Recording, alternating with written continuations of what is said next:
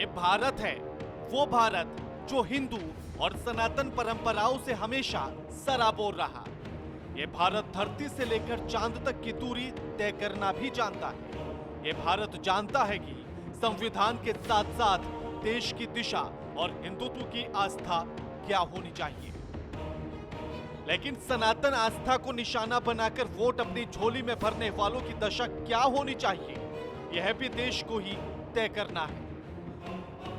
आज सबसे पहले बात करना जरूरी है समाजवाद का आईना दिखाकर दंभ भरने वाले सपा के कद्दावर नेता स्वामी प्रसाद मौर्य की, जो पहले रामचरितमानस पर सवाल उठाते हैं और अब हिंदू धर्म को एक धोखा बताते हैं। इसी के साथ स्वामी प्रसाद अपने एक्स पर भी लिखते हैं, ब्राह्मणवाद की जड़ें गहरी हैं, सब तरह की विषमता का कारण भी यही है। इनकी आगे की करनी और कथनी क्या है आगे बताएंगे, लेकिन पहले आपको इनका वो बयान सुनवाते हैं जिसके बवाल ने इनकी जीभ का सौदा 10 लाख में एक कांग्रेस नेता ने कर दिया। कि ब्राह्मणवाद की जड़ें बहुत गहरी हैं और सारी विषमता का कारण भी ब्राह्मणवाद ही है। हिंदू धर्म नाम की कोई धर्म है ही नहीं। हिंदू धर्म केवल धोखा है। इस जुबान का सौदा कांग्रेस नेता पंडित गंगाराम शर्मा ने किया और कीमत रखी गई 10 लाख रुपए। इसके साथ ही पंडित गंगाराम शर्मा ने समाजवादी पार्टी के नेता स्वामी प्रसाद मौर्य की जुबान की कीमत इसलिए लगाई कि इन्होंने पहले रामचरितमानस पर सवाल उठाया और अब हिंदुत्व को धोखा बता दिया, सनातन धर्म का अपमान कर दिया। मगर यहाँ यह भी गौर करना जरूरी है कि क्या कांग्रेस नेता का ये सिर्फ महज एक चुनावी बयानबाजी मात्र है या फिर वो अपने इस सनातन रक्षा के बयान पर कायम रहेंगे। सवाल ये भी कि क्या कांग्रेस पार्टी अपने इस नेता के बयान से इत्तेफाक रखती है। वहीं स्वामी प्रसाद मौर्य बीएसपी में रहते हुए 2014 में ही हिंदू देवी देवताओं को लेकर आपत्तिजनक टिप्पणी कर चुके हैं, जिसके चलते इनके खिलाफ यूपी के सुल्तानपुर में एफआईआर दर्ज हुई थी। यानी खास तौर पे स्वामी प्रसाद मौर्य ने पहले भी ऐसा हमारे रामचरितमानस के बारे में बोला था कि इसमें से कुछ प्रतियां निकलनी चाहिए और रामचरितमानस का बहिष्कार करने के लिए कहा था। रामचरितमानस जो है हमारी आस्था का विषय है। हाँ, भगवान पुरुषोत्तम राम जो है वो हमारे आराध्य देवता हैं। राम नाम ही एक महामंत्र है जो भव सागर से तार कर सकता है। ऐसे में आप अंदाजा लगाइए कि अगर हिंदू धर्म की रक्षा के लिए हिंदू अपनी आवाज न उठाए तो हिंदू धर्म की रक्षा भला कौन करेगा। स्वामी प्रसाद मौर्य के इस बयान को लेकर पार्टी के अंदर भी अफरा तफरी का माहौल है। इस बयान से पार्टी के कई नेता उन पर अपना बयान वापस लेने के लिए दबाव बना रहे हैं। वहीं मौर्य के हिंदुत्व के धोखा वाले बयान से संत समाज नाराज है। हिंदू धर्म गुरुओं का गुस्सा भी अब खुलकर सामने आ रहा है। सुनिए कथावाचक देवकीनंदन ठाकुर के इस बयान को, जिन्होंने मौर्य के बयान की निंदा की है।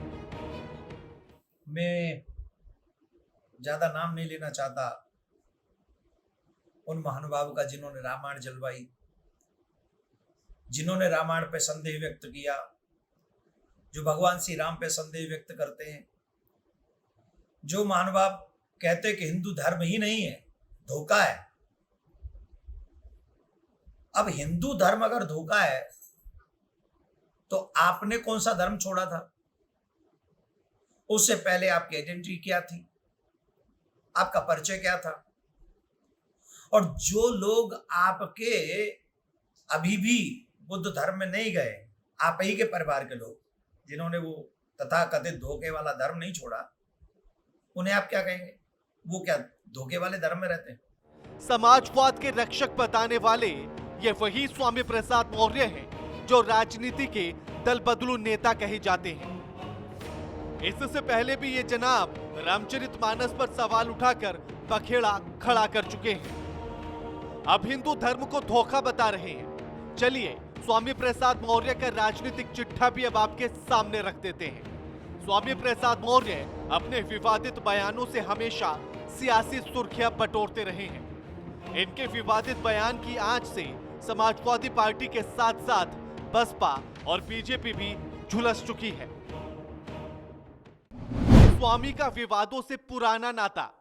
बीएसपी में रहते हुए 2014 में स्वामी प्रसाद मौर्य ने हिंदू देवी देवताओं पर टिप्पणी की थी। बयान को लेकर सुल्तानपुर में उनके खिलाफ एफआईआर दर्ज हुई थी।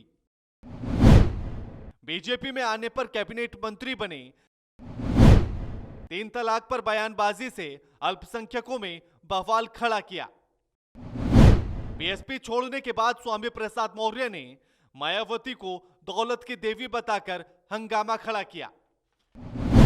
बीजेपी छोड़कर सपा में आए तो उन्होंने बीजेपी और आरएसएस को नाग और खुद को नेवला बताया।